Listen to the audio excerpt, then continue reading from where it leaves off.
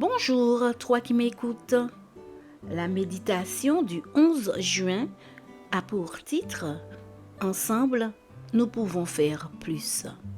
Dans Jean 17, versets 21 et 23, nous lisons « Afin que tous soient un, comme toi, Père, tu es en moi, et comme je suis en toi, afin qu'eux aussi soient un en nous, pour que le monde croie que tu m'as envoyé, moi en eux et toi en moi, afin qu'ils soient parfaitement un, et que le monde connaisse que tu m'as envoyé et que tu les as aimés comme tu m'as aimé. »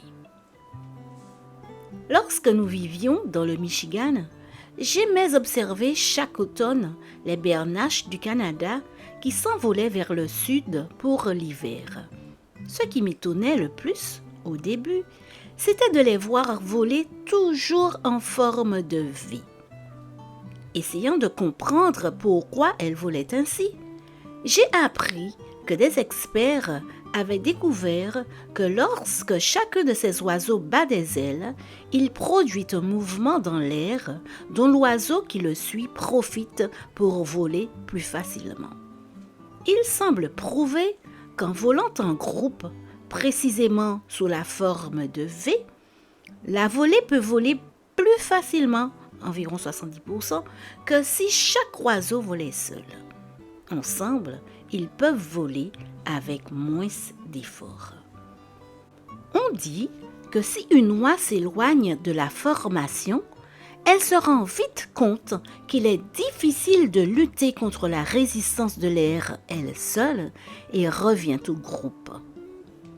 Jésus a prié son Père en exprimant son désir que nous, ses disciples, soyons unis. Unis à Dieu, à travers lui, et unis en lui les uns aux autres, en partageant une direction commune, en étant unis dans une communauté d'objectifs et en nous soutenant les uns les autres, nous pouvons aller plus loin et mieux que nous ne pouvons le faire seuls.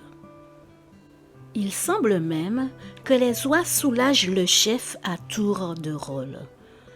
Partout, de meilleurs résultats sont obtenus lorsque nous nous soutenons mutuellement, que nous nous relions dans les tâches difficiles et que nous soutenons ceux qui s'efforcent d'avancer dans la même direction.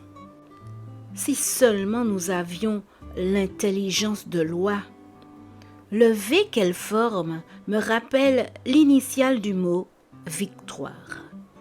Jésus est venu dans ce monde pour nous unir à Dieu et nous réconcilier en lui les uns avec les autres. Cette tâche est si importante que pour l'apôtre Paul, la mission chrétienne se résume à ce qu'il appelle le ministère de la réconciliation. Dans 2 Corinthiens 5, versets 18 à 20, il écrit « Dieu nous a réconciliés avec lui par le Christ et nous sommes maintenant les ambassadeurs du Christ dans ce ministère, invitant les autres à se réconcilier avec Dieu. » Seigneur, je te demande aujourd'hui, en faisant mienne la prière de François d'Assise, Seigneur, fais de moi un instrument de ta paix. Là où est la haine, que je mette l'amour. Là où est l'offense, que je mette le pardon. Là où est la discorde, que je mette l'union. Amen. Bonne journée sous le regard de Dieu.